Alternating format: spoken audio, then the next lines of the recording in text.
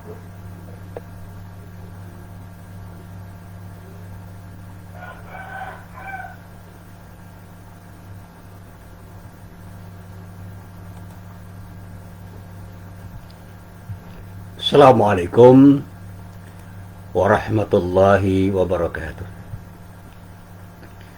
Alhamdulillahilladzi khalaqal mauta wal hayata liyabluwakum ayyukum ahsanu amala. Asyhadu an la ilaha illallah wahdahu la syarika wa asyhadu anna Muhammadan abduhu wa rasuluh. Allahumma salli wa sallim ala nabiyyina Muhammad wa ala alihi wa sahbihi wa man wala. Amma ba'd. Para jamaah yang dirahmati Allah, alhamdulillah pagi ini kita bisa bertemu lagi. Dan sekali lagi kami berharap, dan harapan itu selalu ada dalam diri saya. Mudah-mudahan setiap pertemuan kita, termasuk pertemuan kita pada pagi hari ini, benar-benar menjadi pertemuan yang mendapatkan ridho dari Allah Subhanahu wa Ta'ala. Amin. Para jamaah yang dirahmati Allah, beberapa hari yang lalu saya mendapatkan pertanyaan dari sahabat-sahabat saya, para jamaah saya, mahasiswa saya, tentang apa yang disebut dengan sikap tawakal. Saya mulai merenung, apa sih pertanyaan itu harus dipertanyakan lagi? Kenapa pertanyaan itu harus dipertanyakan lagi? Padahal pertanyaan itu kan sudah berkali-kali ditanyakan orang dan dijawab oleh beberapa orang da'i, mubalik, ustadz, para kiai, para ulama yang dengan gamblang menerangkan apa makna sikap tawakal itu. Saya pernah mengungkap sebuah hadis ketika mengajar mata kuliah akidah akhlak. Ada sebuah hadis yang diriwayatkan oleh Imam Ahmad bin Hanbal. Imam Ahmad bin Hanbal meriwayatkan di dalam kitab Mustadnya juz 1 halaman 30, hadisnya hadis nomor 52. Dan hadis ini juga diriwayatkan oleh Imam At-Tirmidzi, Ibnu Majah, An-Nasa'i, dan masih banyak yang lain. Dan hadis ini menurut para ulama merupakan hadis yang menjadi landasan kajian tentang masalah tawakal, yang difahami oleh para ulama sebagai faktor yang sangat menentukan capaian kebahagiaan hidup bagi setiap orang, baik kebahagiaan hidup di dunia maupun kebahagiaan hidup di akhirat kelak. Nah, sebelum saya membacakan hadis yang berasal dari Umar bin Khattab itu, saya mengutip sebuah ayat yang terdapat di dalam surat At-Talaq. Itu pada ayat ketiga.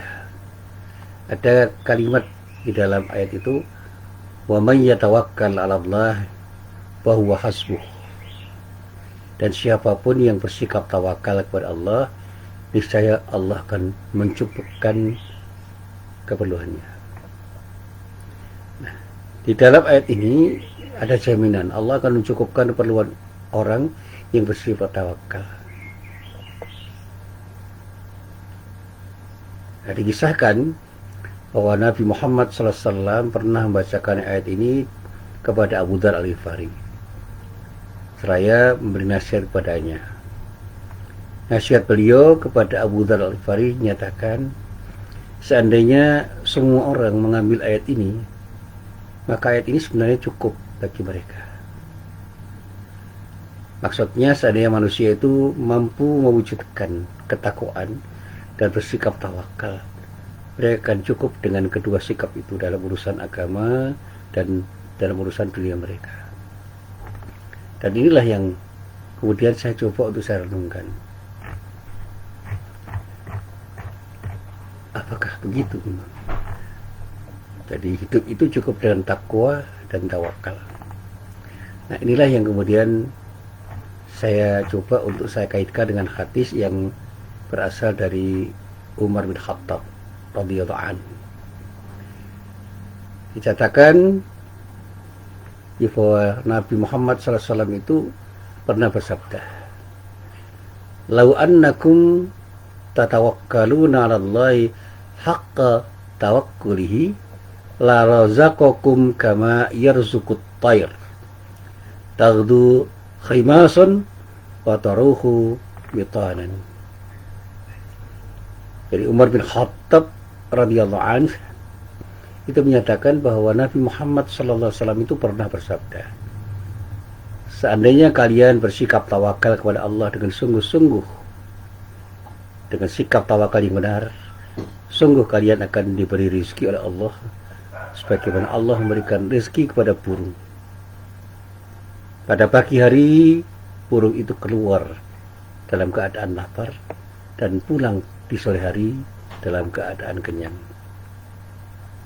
Nah, hadis ini, kata para ulama, merupakan sebuah hadis yang menjadi landasan kajian tentang persoalan tawakal yang oleh para ulama dipahami sebagai faktor yang sangat menentukan bagaimana orang itu mendapatkan bagian hidup bagi dirinya, baik kebahagiaan hidup di dunia maupun di akhirat. Inilah yang menarik bagi diri saya untuk membahas apa makna tawakal itu.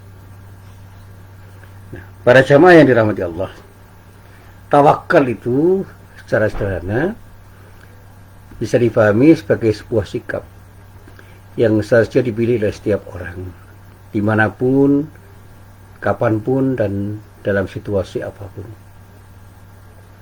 Tetapi ternyata untuk memilihnya tidak semudah yang kita katakan.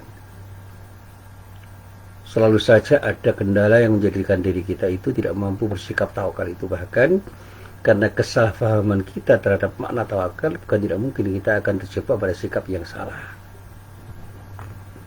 Nah, para jamaah yang dirahmati Allah,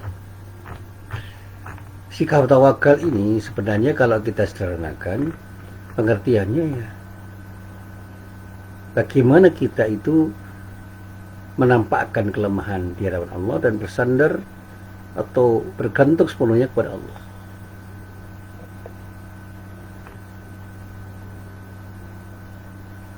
Satu saat saya mencoba untuk memahami apa yang namanya berserah diri kepada Allah itu dengan sikap tawakal. Nah, saya mencoba untuk memahami bahwa seorang manusia itu harus punya penyandaran hati dengan jujur kepada Allah dalam upaya untuk memperoleh kebaikan-kebaikan dan menolak bahaya-bahaya dalam seluruh urusan dunia dan akhirat. Apapun masalah yang dia inginkan dan mafsadat yang tidak diharapkan, kita harus menyandarkan semuanya itu kepada Allah Subhanahu wa Ta'ala. Dan inilah yang selalu saya sampaikan, bahwa keadaan hati yang tumbuh dalam mengenal Allah, punya iman kepada Allah, bahwa Allah lah yang menciptakan diri kita, mengatur diri kita, mendatangkan manfaat pada diri kita, dan pada saatnya mencegah diri kita dari bahaya apapun yang bisa memberikan mudarat kepada diri kita. Allah lah yang memberi dan menahan apapun yang ada di sekitar kita. Dan apa yang dia kehendaki pasti akan terjadi. Dan apa yang tidak dia kehendaki tidak akan pernah terjadi. Oleh karena itu, kewajiban kita bersandar dan berserah diri kepada Allah, percaya sepenuh hati bahwa Allah yang memberikan dan tidak memberikan sesuatu, kita akan bisa mengerti bahwa dengan sikap pasrah kita kepada Allah, bersandar kepada Allah sepenuh hati, Allah akan mencukupkan semua kepada diri kita, karena Allah berjanji akan mencukupi apapun yang kita butuhkan. Dan inilah yang selalu saya sampaikan, bahwa ketika orang bersikap tawakal, dia akan selalu merasa cukup, karena Allah akan mencukupkan apapun yang diperlukan. Tetapi bukan berarti sikap tawakal itu menafikan upaya. Ada satu ilustrasi yang pernah saya gambarkan. Ada seorang sahabat itu bertanya kepada Rasulullah, "Ya Rasulullah, saya punya unta. Apakah unta ini harus saya ikat lalu saya bertawakal kepada Allah, atau saya lepas unta ini sambil bertawakal kepada Allah. Nah, atas pertanyaan itu Rasulullah menjawab begini, i'aqilha wa tawakkal. Ikatlah dulu untamu itu, kemudian baru bertawakal. Dalam arti begini, upaya kita itu harus optimal di dalam meraih sesuatu atau menghindarkan dari sesuatu. Dan bertawakal itu adalah berserah diri setelah kita berupaya sepenuh hati untuk melakukan sesuatu dalam rangka untuk meraih sesuatu atau menghindarkan dari sesuatu yang tidak kita inginkan. Nah, ada cerita dari Ibnu Abbas radhiyallahu anhu bahwa beliau itu pernah mengatakan orang-orang Yaman itu seringkali berangkat haji tanpa berbekalan, sambil mereka berkata bahwa kami adalah orang-orang yang bertawakal.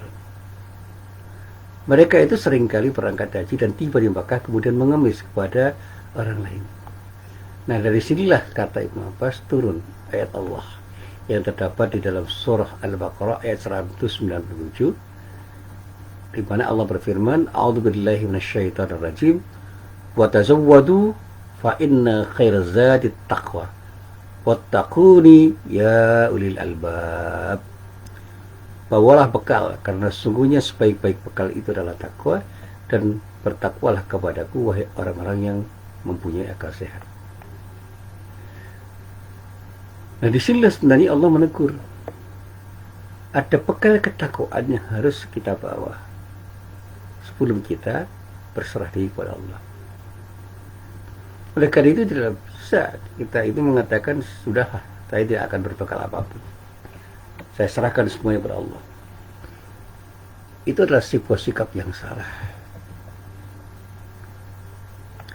Jadi tidak ada alasan untuk melegalkan seorang untuk meninggalkan ikhtiar apapun.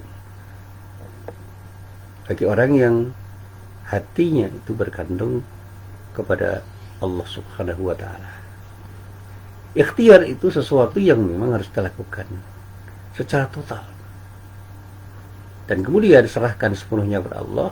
Apa hasil ikhtiar kita itu? Karena Allah lah yang menentukan hasil semua ikhtiar yang kita lakukan. Upayakan secara maksimal untuk mencari sesuatu yang kita cari, termasuk ketika mencari ilmu, mencari nafkah. Dan tidak boleh kita hanya duduk dan berpangku tangan sambil menunggu rezeki yang datang dari Allah Subhanahu wa Ta'ala. Dan inilah makna ayat-ayat Al-Quran yang bisa kita pahami, termasuk ketika saya mencoba untuk menerangkan makna ayat Allah yang terdapat di dalam surat Al-Jumu'ah pada ayat 10. Dikatakan di dalam ayat itu, فَإِذَا قُضِيَتِ الصَّلَاةُ فَانْتَشِرُوا فِي الْأَرْضِ وَابْتَغُوا مِنْ فَضْلِ اللَّهِ وَاذْكُرُوا اللَّهَ كَثِيرًا لَعَلَّكُمْ تُفْلِحُونَ. Apabila salat telah dilaksanakan, maka bertebaranlah kamu di muka bumi, carilah karunia Allah, dan ingatlah Allah banyak-banyak agar kamu beruntung. Jadi setiap orang itu punya kewajiban untuk berusaha mencari sesuatu, dan pada saatnya kita harus ingat pada Allah bahwa Allah akan memberikan sesuatu yang terbaik pada diri kita dengan upaya kita yang optimal. Sehingga berserah diri itu berarti berpangku tangan. Untuk bisa melakukan sesuatu itu kita harus berupaya seoptimal mungkin untuk mendapatkan sesuatu, dan kemudian kita serahkan semuanya kepada Allah setelah kita berupaya seoptimal mungkin. Nah, para jamaah yang dirahmati Allah, inilah makna dari beberapa ayat yang pernah saya ungkapkan juga. Misalnya di dalam surat Hud ayat 6 dikatakan, wa ma min dabbatin fil ardi illa 'alallahi rizquha wa ya'lamu mustaqarraha wa mustawda'aha kullun fi kitabim mubin. Dan tidak ada satupun makhluk bergerak atau bernyawa di muka bumi melainkan semua dijamin oleh Allah rezekinya. Allah mengetahui tempat kediamannya dan tempat penyimpanannya. Semua itu sudah tertulis dalam kitab yang nyata di Lauhil Mahfuz. Jadi sudah menjadi sunatullah bahwa semua makhluk itu diberi bagian rezeki masing-masing, dan makhluk itu tinggal menjemputnya. Semua itu akan dicapai melalui upaya-upaya atau kerja keras usaha yang sungguh-sungguh. Karena itu Allah Subhanahu wa taala memberikan kepada hambanya rezeki yang memang diperlukan. Untuk itu manusia tinggal berupaya untuk meraihnya, untuk menggapainya, untuk mendapatkannya. Silahkan mencari buah-buahan dengan cara memanjat atau dengan cara yang lain. Silahkan mencari air dengan cara menimba atau dengan cara yang lain. Silahkan mendapatkan makanan yang lezat dengan memasaknya atau dengan cara yang lain. Silahkan mendapatkan apapun dengan cara-cara yang tepat, termasuk ketika kita bicara jodoh. Jemputlah jodohmu dimanapun kamu berada. Seraya berserah diri pada Allah. Ya Allah, berikanlah kepadaku jodohku yang kau siapkan untukku, hingga aku mendapatkannya dan mendapatkan rahmat darimu, karena aku berserah diri padamu ketika punya keinginan untuk mendapatkan jodohku yang telah kau sediakan untuk. Nah, para jamaah yang dirahmati Allah, jadi selama kita hidup, kita harus berupaya. Dan ketika kita berupaya, jangan pernah kita tidak berserah diri kepada Allah, karena semua hasil upaya itu akan bergantung pada kehendak Allah. Dan inilah yang selalu juga saya sampaikan pada para jamaah. Kenapa? Orang Jawa itu mengatakan, jadilah orang yang sumeleh. Tetapi bukan berarti menyerah. Sumeleh itu artinya berserah diri, bukan menyerah. Sumeleh itu dalam tutur kata orang Jawa sehari-hari itu dikatakan sebagai sikap berserah diri kepada Allah, bukan menyerah. Dan untuk mencapai tahapan sumeleh, biasanya seorang itu betul-betul melakoni upaya-upaya yang berat, atau telah dan tengah menghadapi ujian hidup yang berat.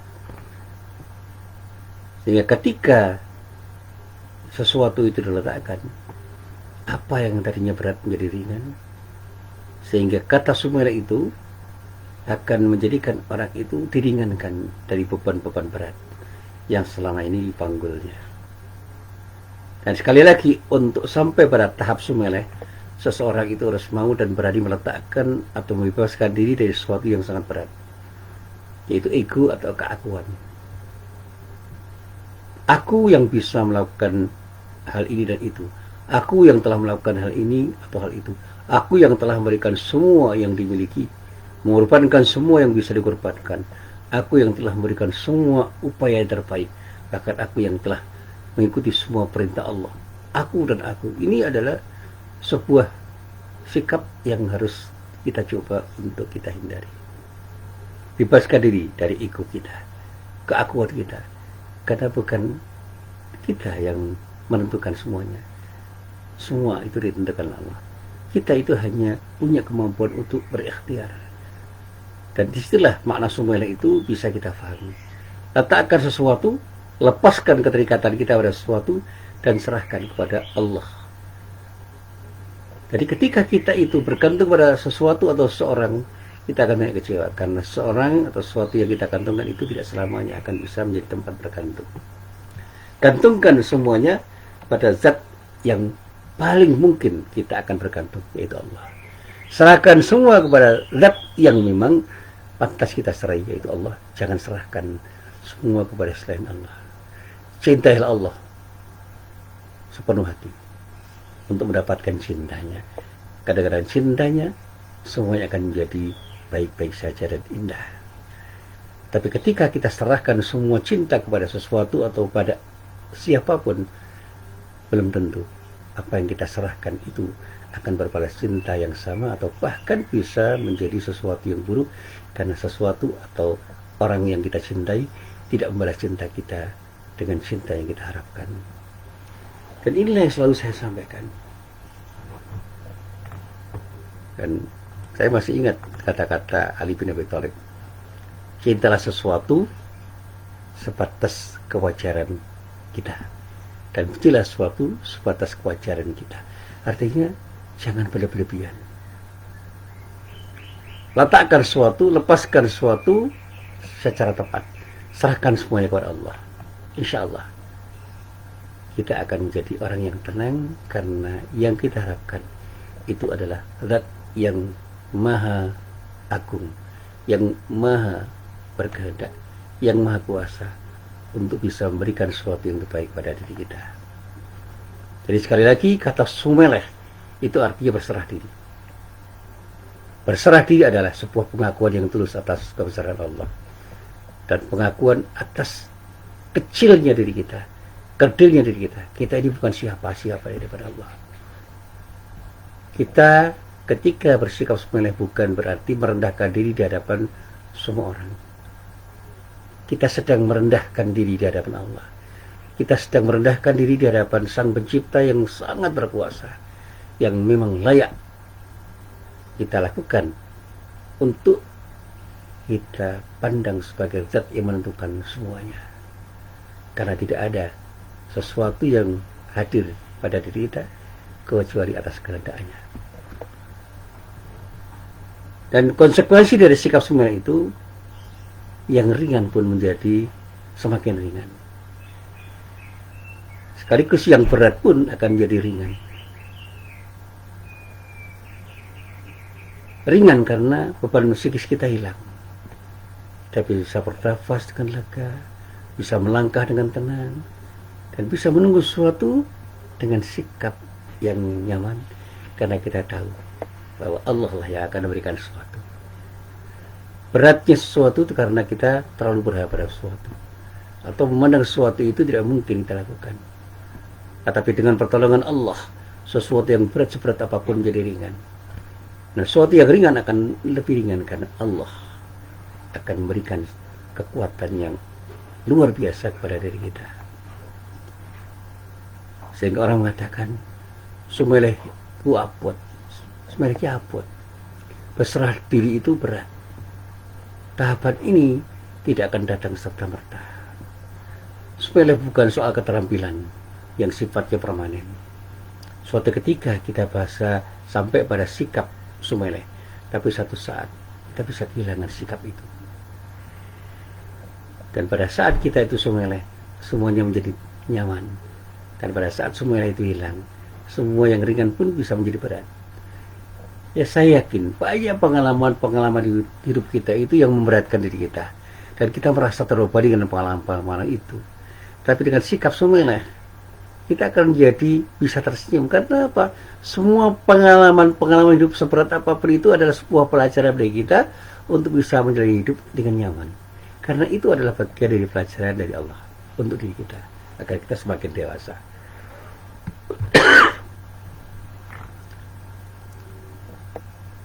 Nah, para jamaah yang dirahmati Allah,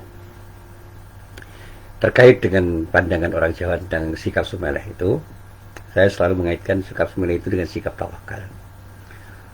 Kata orang Jawa, urip sumeleh lan narimo ing pandung. Yang bisa diartikan, kita ini harus hidup dengan penuh berserah diri kepada Allah dan bersyukur kepada Allah. Terimalah pemberian Allah itu dengan ikhlas. Apapun yang diberikan Allah itu kita terima, karena itulah sesuatu yang terbaik yang datang dari Allah untuk diri kita. Falsafah orang Jawa itu sederhana. Urip sumeleh, hidup dengan penuh berserah diri kepada Allah, tidak semata-mata pasrah dan tidak pernah berusaha bangkit untuk mendapatkan yang terbaik setelah kita gagal.